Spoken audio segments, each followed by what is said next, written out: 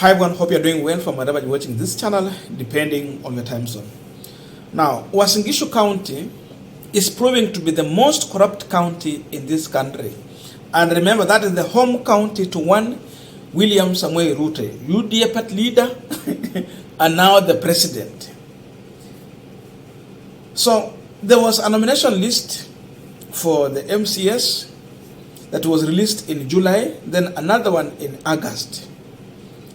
And this was a nomination of 11 MCS. And in those two lists, the August one is the one that was used to nominate people to the County Assembly of Uasin Gishu. But they never to consider using the first list. Then those who missed in the nomination list, they challenged this matter in the court. And the Eldoret lower courts made a ruling nullifying the 11 MCS from UDA party that they were elected through nomination. This way, that IBC and UDA ignored a decision that came from the political parties tribunal on which list to use, and went ahead and used a list that had been declared null and void. What does that mean? Any member of the County Assembly of Uasin Gishu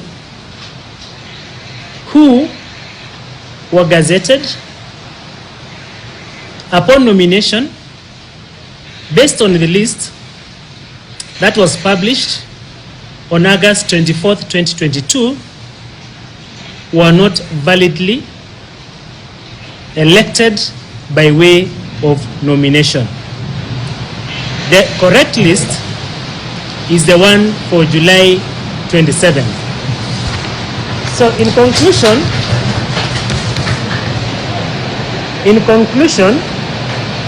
the County Assembly of Uasin Gishu is only properly constituted as per the list that was gazetted on July 27, 2022.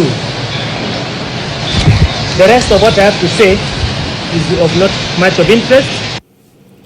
But after that nullification, those who were affected took this matter to the High Court. So again, today, the High Court in Eldoret has made a ruling uphailing the lower court ruling that nullified the nomination of the 11 MCS. The position is that UDA did not follow the law when they were nominating those MCS to the office. The question is, why did they disregard the July 27 list and decided to follow a new list that was produced in August 24th, 2022. So it is clearly showing that some individuals bribed their way to the nomination. And you know, for you to be a member or even to appear on that list, they are saying that everyone had to give 40,000. Kama unataka kuvaa or want to be on that nomination list, 40,000 unalipa. So they paid. So you follow the list the way it is. You don't change it. But the political party tribunal disagreed with the August list. But as the result is there, IBC agreed with the UDA party new nomination list that was produced in August. IBC wanakubaliana kufanya ukora. And they are mentioning Mandago, Sholei. These two individuals are at the center of this drama. Siku nyingine ilikuwa sijui ni pesa ya Finland. Sasa hizo nasikia na Sholei alikuwa anasema juu mambo. Inaonekana kuna vile Sholei na Mandago wanaungana kufanya mambo. And this is the reaction from the people in Uasin Gishu after the court nullified the nomination of those MCS who are going to lose their seats. I was also an aspirant as an MCA. We applied for this nomination. We paid 40,000. There's even a day I did a mistake. I paid twice to the UDA party, and I was not funded. But I thank God that when the results came, there were the print nomination. Waliweka nomination, the final nomination list kwa Kenya Gazette. Hatukuwa na majina yetu. We were so shocked. Hata wakati hiyo tulikuwa tumeenda inauguration ya president. You can imagine a whole coordinator of us assuming again hapo inauguration ya president. My president, I want to thank you so much for this. Number one, you've tried to see the corruption that is getting out of hand in Uasin Gishu County, and you want to urge you, Stureh. These are not the people you are playing with, my friend. Who will take you out from that position. You don't think that women who voted for you, even without campaigning, are the ones you can dance anyhow with them. I want to urge you, Mandago, and we heard that you were seated together somewhere, changing this list. My friend, these are not the people to be played around with. Mr. President, I thank you so much. I thank the judiciary for doing their work. We see the fairness in Kenya about judiciary. Right. We thank you. Right. We thank the Almighty God also for giving us a life, because we were threatened all over that we will be done what, but we thank God that the justice has been made. Now we are continuing with this panel discussion, but just a quick request for those who are watching and you have not yet subscribed, please consider subscribing to our channel. Subscribers, I must say thank you so much. And again, to all our viewers, please give this video a thumbs up. Thank you so much, and back to this discussion. Now, I'm just wondering how UDA party leader is going to fight corruption in this country if he's failing to fight corruption in his own party. Watu walisema kwamba pesa ya Finland, wakasema tena mambo ya first choice, money was collected, but seemingly that money was used to deal with the getting nomination in UDA party, and now it is manifesting. If you check deep, you'll find that the new list that was produced in August, those people paid some good money to get that nomination. And imagine they have been there serving as MCS for one good year. Inamaanisha kata kama ni pesa zao, they have recovered. Mwaka mzima imeisha na wamefanya kazi.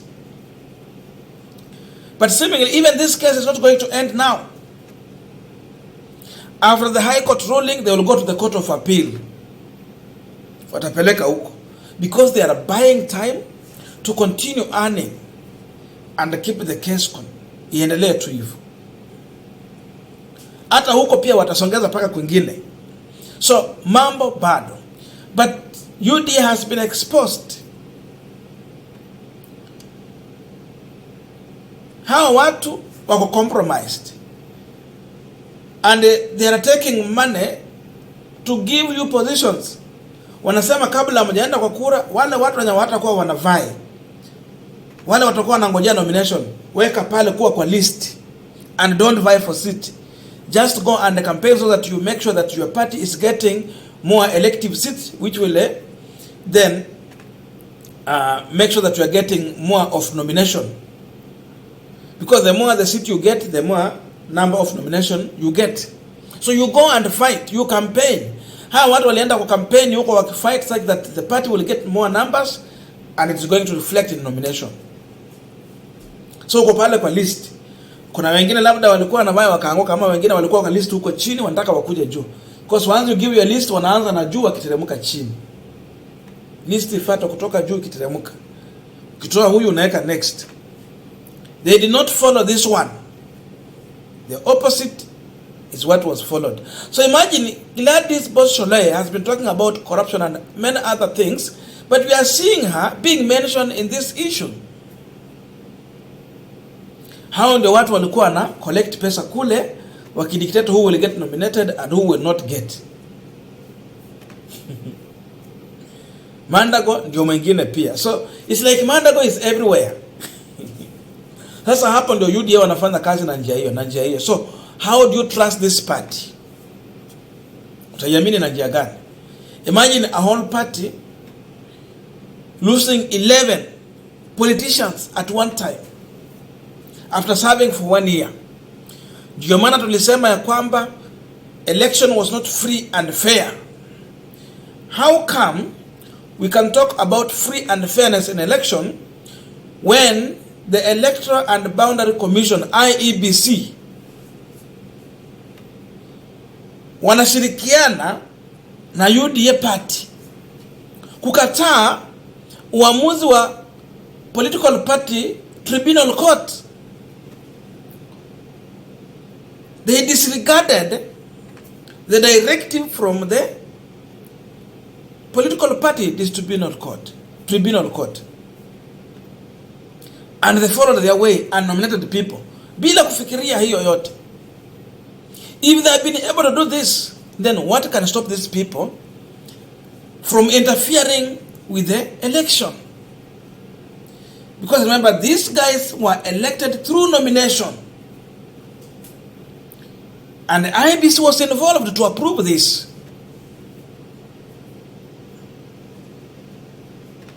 Hii inaonyesha tu vile UDA ilikuwa inashirikiana na IEBC kufanya ukora kwa hii nchi yote. Watu 11 ni wengi. Not 2, not 3, not 4. 11. Sasa niambie, kama haya ndio yanafanyika Uasin Gishu kwa chama ya UDA kwengine.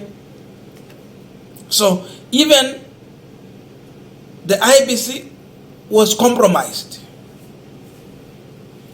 and this was also reflected even in the presidential election.